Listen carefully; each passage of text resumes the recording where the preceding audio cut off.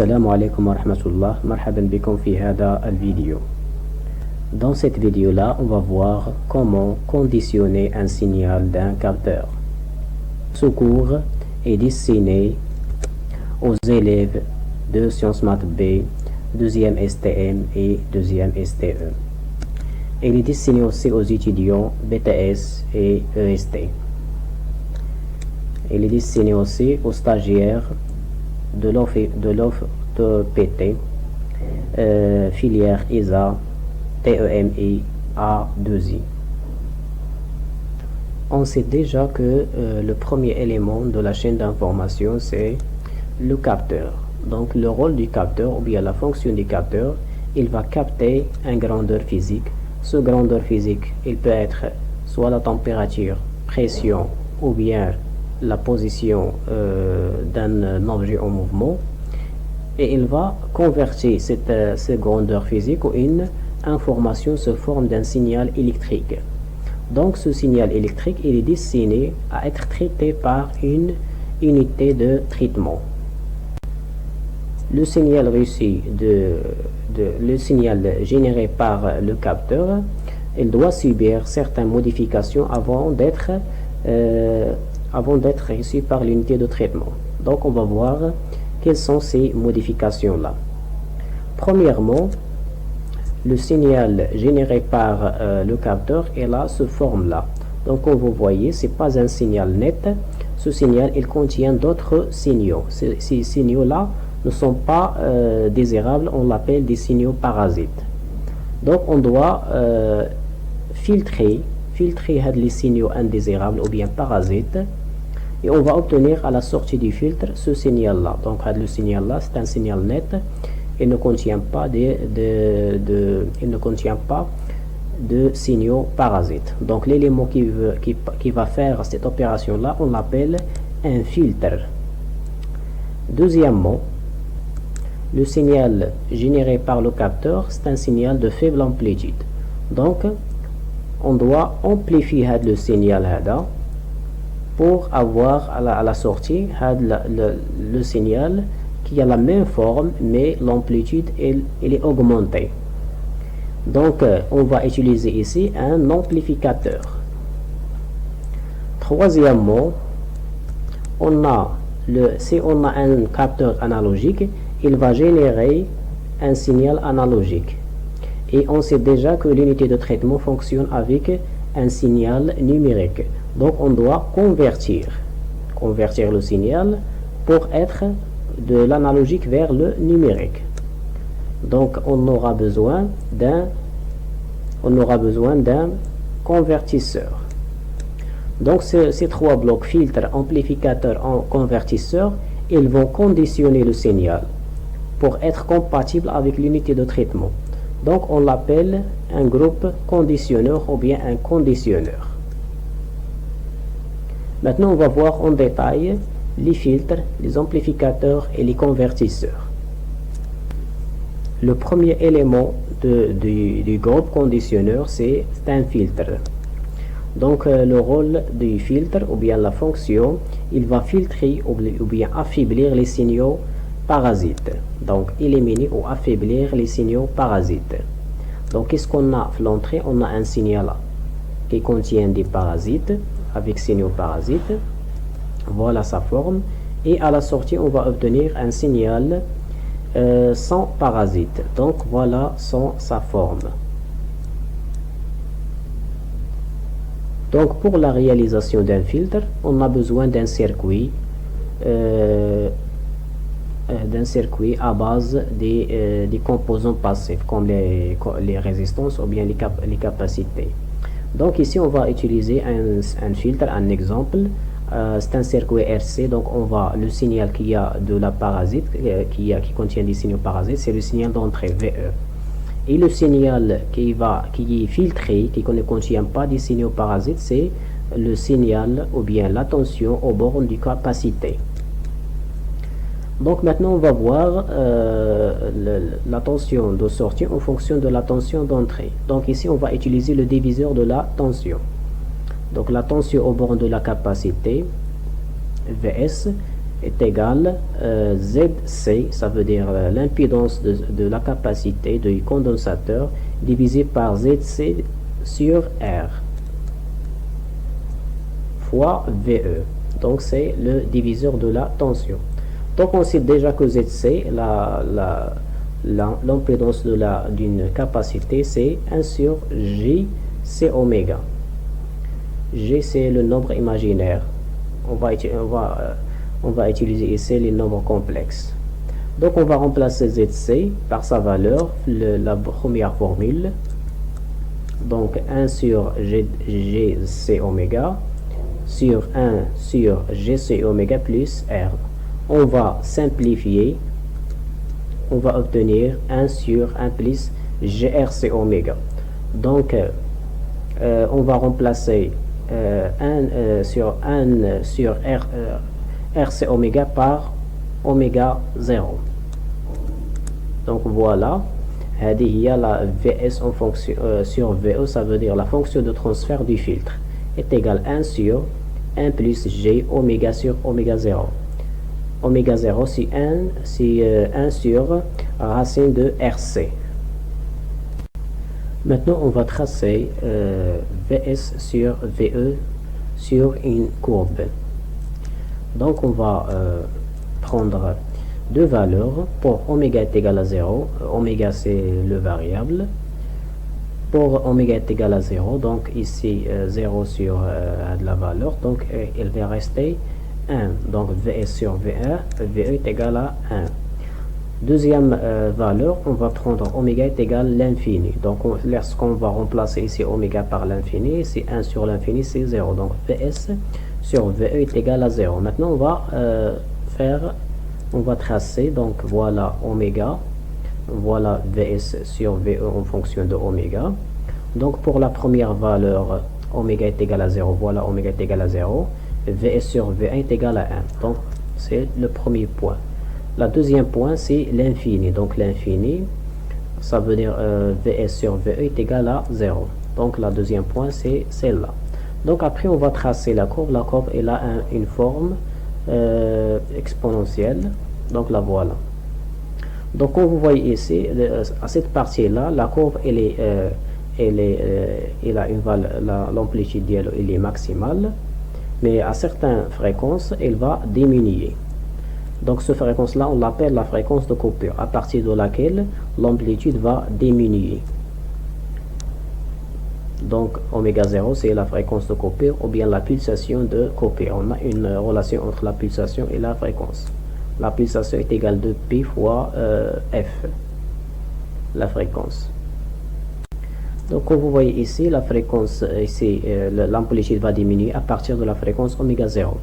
Donc les fréquences, les signaux parasites ont une fréquence supérieure à oméga 0, donc elles vont être éliminées ou bien ils vont être affaiblis. Donc il y aura juste juste le signal désiré ou bien souhaité. Et comme ça, on va filtrer les signaux indésirables, les signaux parasites. Le deuxième bloc du conditionneur, c'est l'amplificateur. Donc l'amplificateur, donc c'est quoi sa fonction? Il va amplifier le signal électrique, augmenter l'amplitude d'un signal électrique. Qu'est-ce qu'on a à l'entrée? On a un signal faible, il a une faible amplitude, et la sortie, on a un signal à une amplitude, une grande amplitude, ça veut dire signal amplifié. Avant de voir comment réaliser un amplificateur ou bien un convertisseur, on va faire un petit rappel sur un circuit intégré. Il s'agit très importante pour la réalisation. Donc c'est la base des amplificateurs et des convertisseurs. Donc il s'agit de l'amplificateur opérationnel. Donc l'amplificateur opérationnel, il a deux entrées. L'entrée plus, on l'appelle l'entrée non inverseuse, et l'entrée moins, on l'appelle l'entrée inverseuse. Et il a un seul sortie VS. Donc on va définir epsilon, c'est la différence de potentiel entre l'entrée non inverseuse et l'entrée inverseuse. Donc epsilon c'est E plus moins O moins. l'entrée non inverseuse moins l'entrée inverseuse. Après, on va définir le courant dans l'entrée inverseuse, c'est E+, et le courant dans l'entrée inverseuse, c'est E-. Ce composant-là, il a deux régimes de fonctionnement. Le premier régime de fonctionnement, c'est le régime linéaire. Et le deuxième, c'est le régime de commutation. Donc, on va voir le régime linéaire et le régime de commutation. Pour le régime de fonctionnement, c'est en fonction de epsilon, ça veut dire l'entrée inverseuse, non inverseuse moins l'entrée inverseuse. Donc, on a ici epsilon en fonction de Vs. Donc, on va, lorsque epsilon augmente, Vs augmente aussi. Donc, d'une façon linéaire. C'est pourquoi on l'appelle le régime linéaire. Après certaines valeurs, il y a l'epsilon, oméga, l'epsilon max, donc la sortie Vs devient constante. Donc, même si on augmente epsilon, Vs reste la même, reste constante. Donc, ça c'est pour la partie positive. Pour la partie négative, c'est la même chose. Donc, ici, lorsqu'on va augmenter epsilon dans le sens contraire, Vs va augmenter aussi d'une façon négative. Une fois arrivé à certaines valeurs de epsilon, on l'appelle moins epsilon max, donc la tension Vs reste, la tension Vs va rester constante, même si on augmente epsilon. Donc ce régime-là qui est en bleu, c'est le régime linéaire. Comme vous voyez ici, la caractéristique est de epsilon en fonction de Vs en fonction de Ve, il est linéaire. Mais à partir de certaines valeurs, certains seuils de epsilon, soit dans la partie positive ou bien dans la partie négative, Vs devient constante. Donc, c'est le régime de commutation. En bleu, c'est le régime de linéaire. Donc, c'est le régime linéaire. On a la saturation positive ou bien régime de commutation positif. On a saturation négative. On a le fonctionnement en commutation. Donc, les deux parties rouges, c'est le régime de commutation. Pour la partie bleue, c'est le régime linéaire. Maintenant, on va voir le régime linéaire. Donc, le régime linéaire, on a première condition, epsilon est égal à 0. Et on sait déjà que epsilon est égal à E plus moins E moins. Donc, est égal à 0. Donc, on va conclure que E plus est égal au moins. Le régime linéaire, on a l'entrée inverseuse est égale à l'entrée non inverseuse. La tension ici est égale à la tension ici. Deuxièmement, on a le courant, l'entrée non inverseuse, et le courant dans l'entrée inverseuse est égal à 0. Troisièmement, lier l'entrée inverseuse à la sortie. On trouve toujours le régime linéaire. Le régime linéaire a une liaison entre le moins et le Vs. Donc, soit par l'intermédiaire d'un fil conducteur ou bien par l'intermédiaire d'un dipôle. Par exemple, une résistance.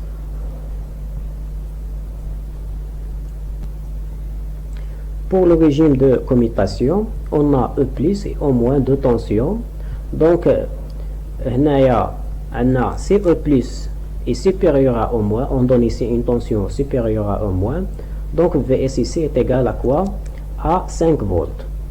5 volts, c'est la tension d'alimentation de l'amplificateur.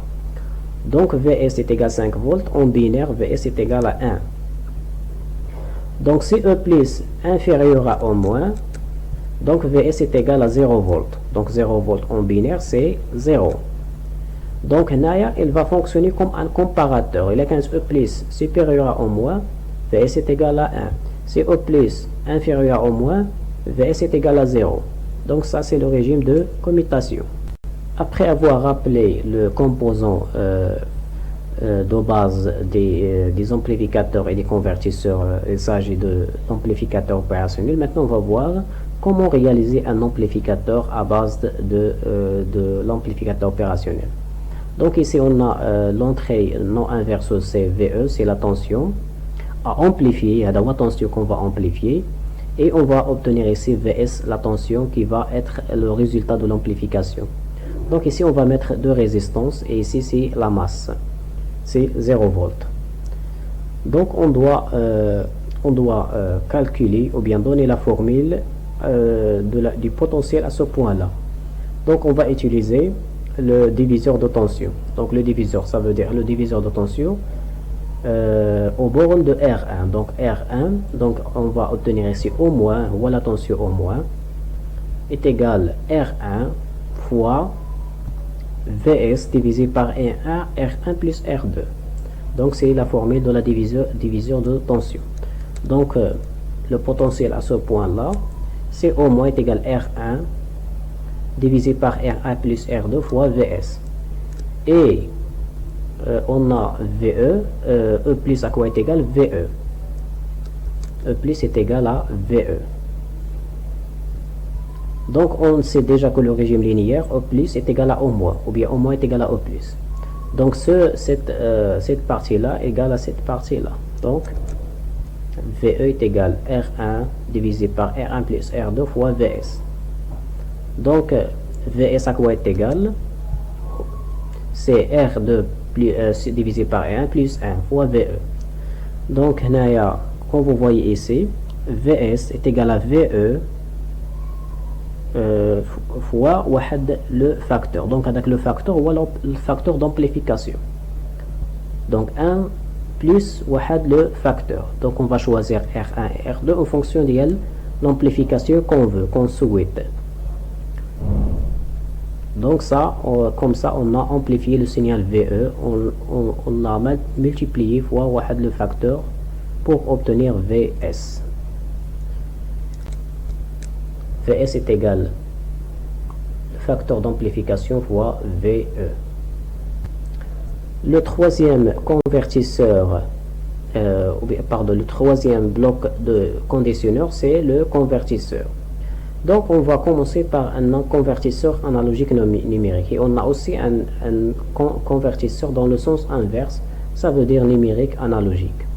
Donc le nom de l'élément, c'est convertisseur analogique numérique. Donc la fonction dialogue convertir le signal analogique en un signal numérique. Donc qu'est-ce qu'on a à l'entrée? On a un signal analogique, la sortie, comme vous voyez ici qu'on a déjà vu, voilà la forme du signal analogique, et à la sortie on a le signal numérique. Donc le signal numérique c'est 0, 1. Pour le schéma de ce convertisseur analogique numérique, donc on a ici l'entrée c'est analogique, voilà le symbole de l'analogique, et la sortie c'est le numérique. Donc ici l'entrée on a une tension analogique, on doit le convertir en signal numérique. Le signal numérique ce sont des bits, 0 et 1. Et on a aussi une tension de référence, on va l'utiliser pour réaliser le convertisseur analogique numérique. On va le voir par la suite. La sortie, on a ici des bits, c'est A0, A1, A2, A3. Ces bits là, ils composent le signal numérique. Donc si on va c'est ce signal là, c'est un signal numérique, et là il est sous forme d'un chiffre. Ce chiffre il est codé en binaire de A0 à A3. Donc ici on a un convertisseur analogique numérique de 4 bits, de A0 jusqu'à A3. Donc le bit le plus faible c'est A0, et de poids fort c'est A3. Maintenant on va voir le principe de fonctionnement d'un convertisseur analogique numérique. Donc on a ici l'entrée, c'est une tension analogique, on doit le convertir en un signal numérique sous forme de bits. Ce signal analogique il est compris entre une valeur maximale et une valeur minimale. Donc la valeur maximale moins la valeur minimale, on l'appelle la tension pleine échelle. Donc c'est la tension pleine échelle.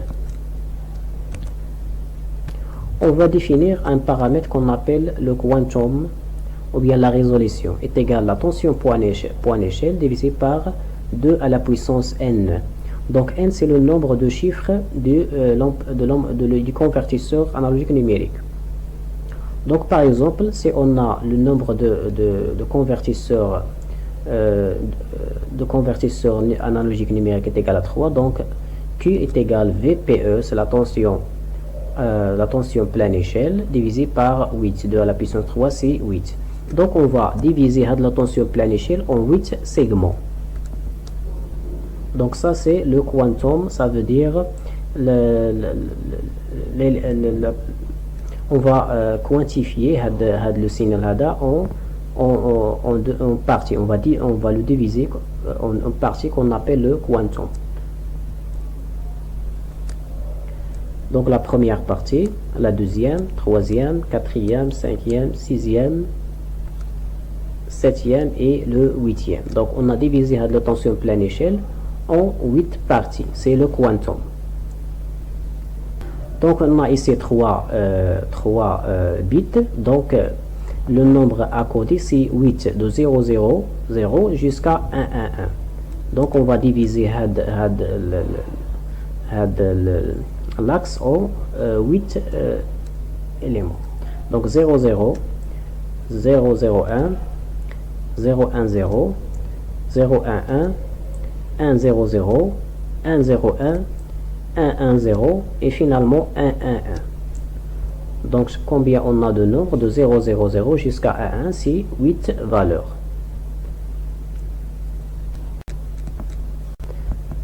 Maintenant on va convertir. Donc la tension de ça à ça est égale à 0. Donc la tension de sortie de cette valeur 0 à cette valeur là, on le donne le nombre 0. La tension de ça à ça, on le donne le nombre 1. Et ainsi de suite. La tension de ça à ça, on le donne 2. Et ainsi de suite jusqu'à la fin. On a ici n. Le nombre est égal à la puissance, la tension VE divisée par le quantum. Donc le nombre, le tension à convertir, on le divise par Q, le quantum, on va obtenir le chiffre à la sortie codé en binaire. Donc ça c'est la caractéristique, elle est linéaire.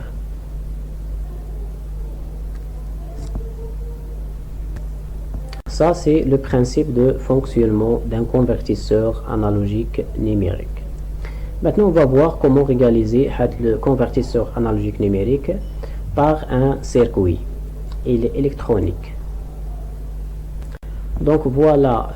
Donc, pour la réalisation d'un convertisseur analogique numérique, on va prendre 3 amplificateurs opérationnels. Mais ici, on va les utiliser en régime de commutation. Donc, ça veut dire comme des comparateurs.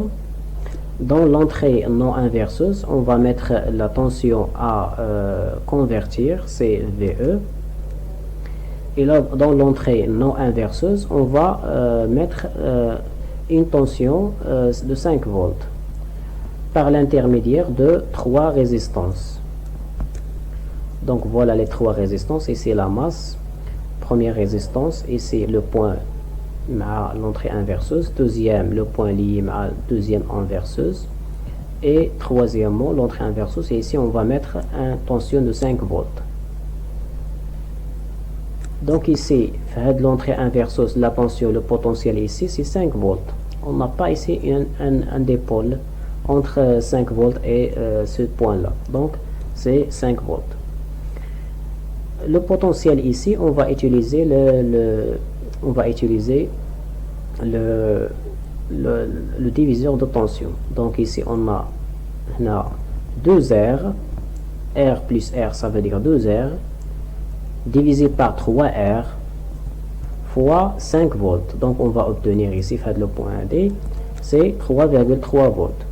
Le troisième ici, c'est le diviseur de tension, on va ici mettre R divisé par 3R, ça veut dire 1 tiers de 5 volts. On va obtenir 1,6 volts. Maintenant, VE, il va être comparé à 1,6, au 3,3 et le 5. Donc le premier, on a une tension VE inférieure à 1,6 volts. Donc on a la tension donc la tension qu'on a donnée ici l'entrée 1 versus mais à 1, inférieur. Il a qu'un VE plus inférieur à V moins. Donc là on va obtenir 0 volts. Ça veut dire 0. Ici aussi 0 حيث عندنا لكان VE صغر من 1.6 يكون صغر من 3.3 يكون صغر من 3. Donc 0 0 0. Donc on va obtenir 0 0 0. Deuxièmement, c'est une tension qui dépasse 1,6 volts mais n'arrive pas à 3,3. Ça veut dire inférieur, strictement inférieur à 3,3 et supérieur à 1,6. Donc ici on va obtenir 1, ici 0, ici 0. Donc la tension supérieure à 1,6, E plus supérieur à E moins, donc هنايا كتبقى pas encore ما وصلش ل 3,3, donc 0 0. Donc deuxième cas, VE compris entre 1,6, ça veut dire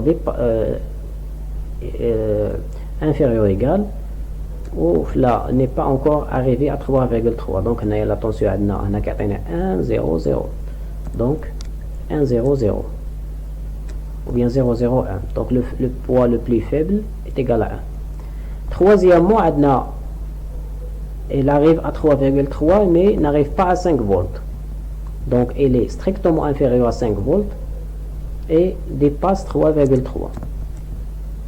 Donc ici on va ici 1 1 0. Donc 0 1 1, l'autre sens. Quatrièmement, la tension supérieure ou égale à 5 volts. Donc on a les trois comparateurs égales à, dans la sortie 1 1. Donc 1 1. Donc si on va coder le chiffre binaire en décimal, on va obtenir ici 1 0 et ici on va obtenir 1, ici 2, ici 3. Donc on a 2 0 à 3, 2 0 à 3 ça veut dire 4 valeurs. Donc ça c'est le principe de fonctionnement d'un convertisseur analogique numérique. Maintenant on va voir le convertisseur numérique analogique.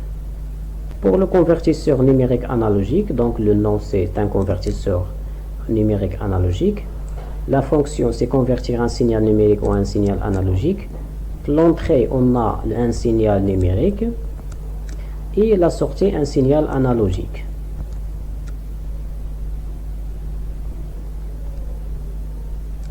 Donc pour le principe de fonctionnement, on a ici un signal numérique, on va le convertir en un signal analogique. Donc premièrement c'est le quantum, la tension à la tension pleine échelle, ça veut dire la plus grande valeur moins la plus petite valeur. Donc on l'appelle la tension pleine échelle, VPE. Donc le quantum à quoi est égal, c'est VPE divisé par 2 à la puissance n-1. Donc si on a un convertisseur analogique de 3 chiffres, de 3 bits, donc le quantum est égal VPE divisé par 7. Donc on va diviser le quantum, la valeur maximale moins la valeur minimale. Donc on 7 valeurs. Après, l'entrée, ce sont des chiffres de combien de... Le nombre, c'est sur 3 bits. Ça veut dire de 0, 0, 0 jusqu'à 1, 1, 1.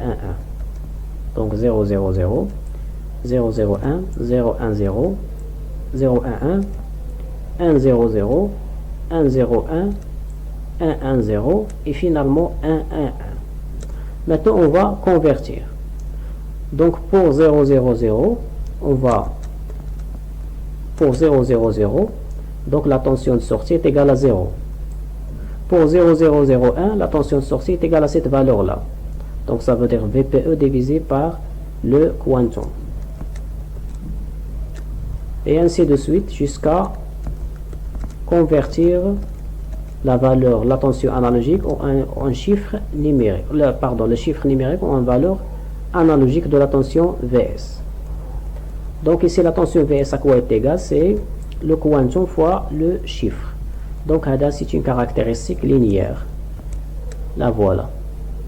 Donc c'est ça, c'est le principe de convertisseur numérique analogique. Donc l'entrée on a un chiffre numérique et la sortie on a un chiffre analogique. Donc pour le schéma, donc ici l'entrée on a un signal numérique et la sortie on a un signal analogique. Donc l'entrée un signal numérique sous forme de bits. Ça veut dire de A0 jusqu'à A3, ça veut dire 4 bits. Et on a ici une tension de référence, donc elle sert à réaliser le convertisseur numérique analogique. On va le voir par la suite. Pour la sortie, on a un signal analogique, VS. Pour la réalisation de convertisseur numérique analogique, on a ici ce schéma-là. On a ici 2 bits à 0 à 1. J'ai choisi juste 2 bits pour raison de simplification et pour ne pas compliquer les calculs. Donc ici on a A0 à 1, le bit le plus faible à 0, le plus fort c'est à 1. Donc ici on a une tension de référence VRF, la tension à faire qu'elle sert pour référence. La tension sortie, c'est la tension, c'est le signal analogique. Donc ici l'amplificateur opérationnel, elle va être utilisé en régime linéaire. Donc comme vous voyez ici, l'entrée non inversus elle est liée à la sortie. L'entrée non inversus liée à la masse 0 volt. Donc on va ici calculer le potentiel à ce point-là. Donc on va utiliser le théorème de Millman. Donc le théorème de Millman, comme rappel, on a les résistances, donc on a les résistances, ou on a la tension. Donc on va mettre la tension divisée par R1, la première branche, plus la tension, même tension, donc VRF, elle donne pour R1 et pour 2R. Et pour RHD, elle est par VS.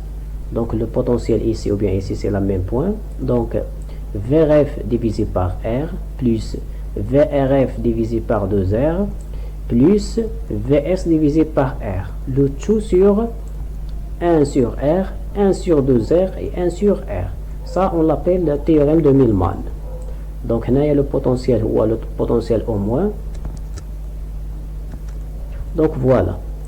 Sans oublier le bit à 0. Donc on a Hada il est ouvert, donc on n'a pas un courant électrique, donc Hada va être éliminé. C il est fermé, donc est égal à 1, donc la branche il est liée à la tension. Donc A0, la première branche A0 fois VRF divisé par 2R. Donc la branche A0 fois VRF divisé par 2R. Deuxièmement, A1 fois VRF divisé par R plus VS divisé par R. Le tout sur l'inverse de les trois résistances. 1 sur R, 1 sur 2R et 1 sur R.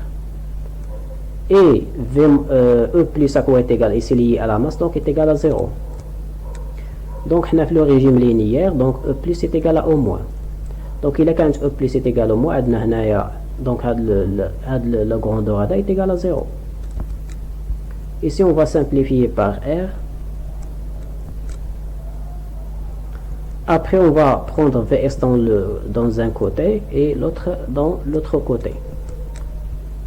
Donc A0 fois VRF divisé par 2 plus A1 VRF divisé par 1. sans oublier واحد le mot هنايا, j'ai l'a oublié هنايا. Après, qu'est-ce qu'on va mettre? On va factoriser par 1 demi. Donc on va mettre VRF divisé par 1 demi. Donc A0 plus 2 fois A1. Donc ici, le facteur C1, on a le facteur C2. On a 1 C2 à la puissance 0 et 2 il y a 2 à la puissance 1. Donc là voilà le résultat final. VS est égal à VRF divisé par 2. Donc deux bits A0 et A1 vont générer une tension continue VS. Donc un VRF sert à générer la tension VS. On peut prendre n'importe quelle valeur. Donc ça c'est le principe de fonctionnement et la réalisation d'un convertisseur numérique analogique.